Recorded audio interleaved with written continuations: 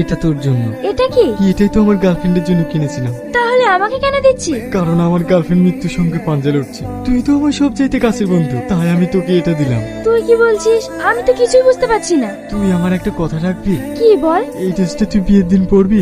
আমার গার্লফ্রেন্ডকে যেভাবে দেখতে চেয়েছিলাম তুইও সেভাবে সাজবি, আর আমি তোকে দু চোখ ভরে দেখবো। আমি তোর মাঝেই আমার ভালোবাসার মানুষটাকে দেখতে চাই। পারবি না তোর এই বন্ধুটার একটা আবদার রাখতে? দেখ, এটা কোনো সাধারণ পোশাক না, এটা আমার সারা জীবনের স্বপ্ন, আমার ভালোবাসার স্মৃতি।